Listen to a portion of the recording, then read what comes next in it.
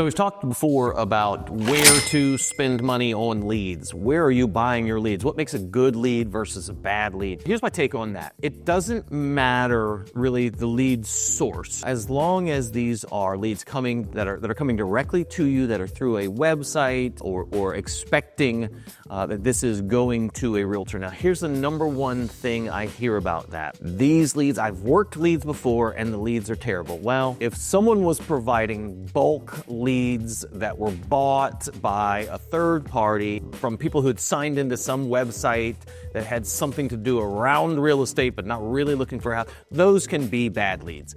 But typically when I hear bad leads, what that says to me is bad conversion. I don't want to say bad agent, but let's just say it's bad conversion by most agents. So what I mean by that is most agents think that if I buy leads, these are people that are begging for me to call them and go see a house today. I got really bad news for you. That's not really a thing. And if it is, those leads are going to cost you a lot of money. What most people are converting, the leads that most people are converting are much higher up the funnel. Now, what you need to get good at is being able to nurture and convert those leads. That all starts with the very first conversation. It starts with a mindset. So number one, the lead is not bad. The reason the lead is not bad is because if someone, let's say some of the higher funnel type of leads, the leads that are least ready to talk just yet, Google pay-per-click, Google PPC we call those.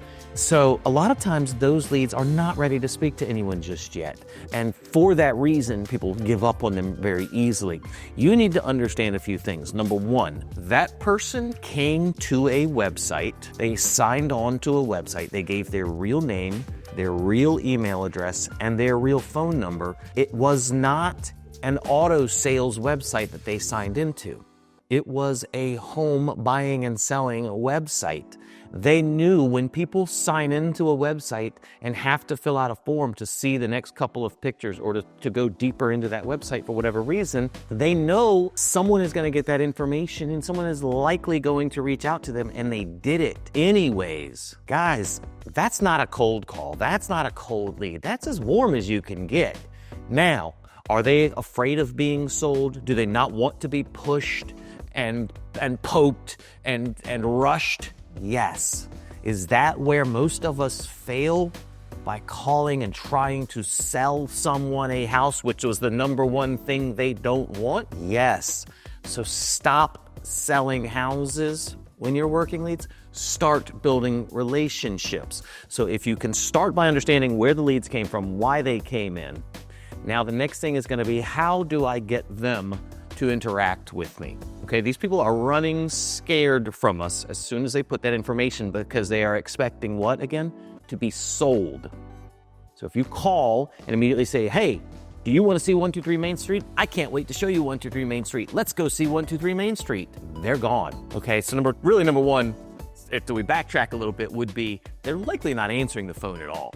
Right? Nobody answers calls anymore. So most of your cultivation is going to come through text messaging. Text messages need to be short, concise messages with always ending with a question. Okay? And it may take 15, 20, 25 touches to get that person to interact with you. But once they do, finally, through email, through text messages, continuous calls, once they do finally pick up that phone, and we never know when that's going to be.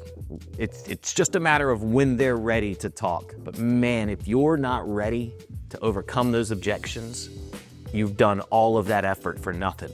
So one script that we teach a lot, and I don't love scripts, but I do love having frameworks of scripts. And you can go off script. It doesn't have to be precise, but if you don't fully understand the purpose of your call and what you're trying to convey, and I would go as far as to say to have a timeline of what you're going to convey and at what point in the conversation. So I guess that really is a script. If you don't have that ready to go, you're going to fail.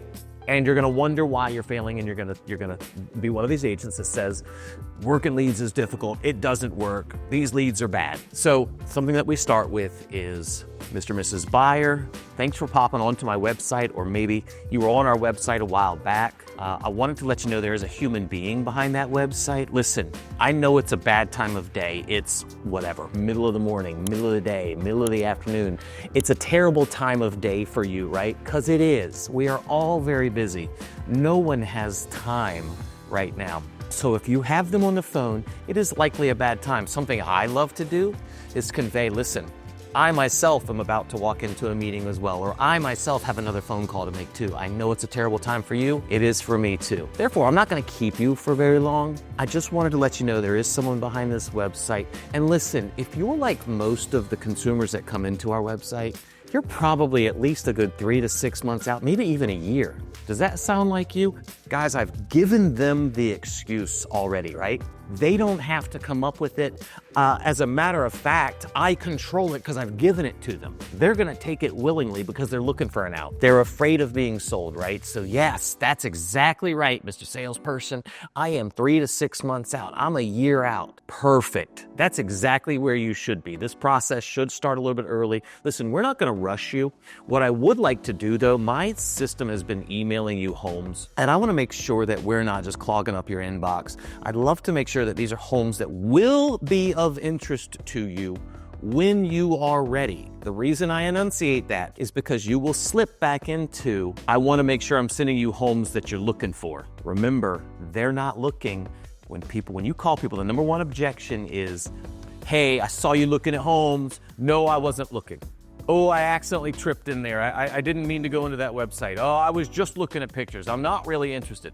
So if we know that's the number one objection, we know that they're not just looking, but we've given them the objection that they are looking, but further down the road, we want to keep using that, right? So listen, I know that you are, you've been in my website. We're sending you properties. So what will be of interest to you in a year or two when you're ready?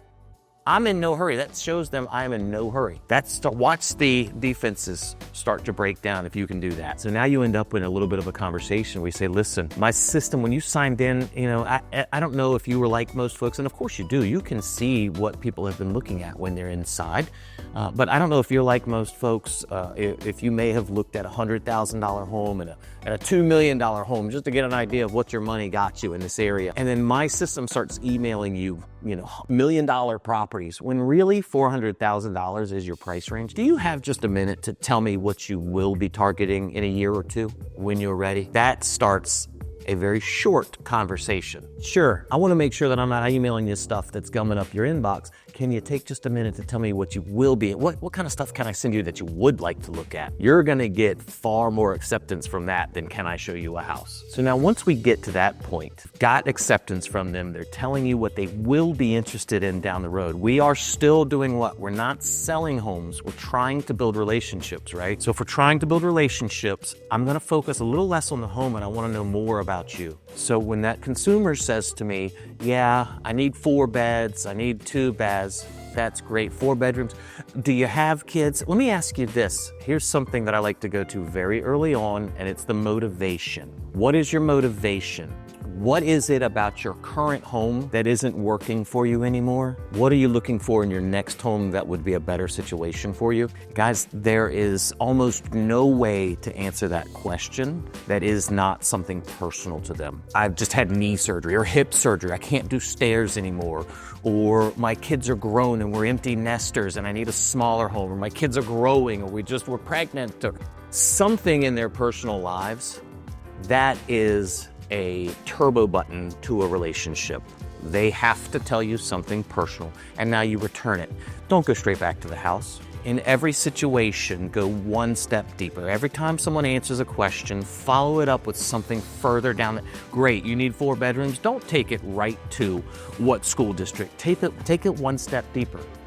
You need 4 bedrooms, that's fantastic, I'm making those notes. Now, is that because you have children or you need a guest room, or what is it you need about that 4th bedroom? Oh, you only really need 3 bedrooms, but you need an office area? Okay, that's great. Take it a step further to understand them. It is a natural reaction for agents to go straight to the house because our goal is to sell a house. It shouldn't be. If your goal is to develop a relationship and get to know the consumer, you will sell houses. Listen, guys, go ahead and subscribe so you can be a part of these conversations as they're ongoing. But I would love for you to like and comment. Tell me about your objections that you're hearing, how you're overcoming those. I'm looking really for that interaction so that we can learn together.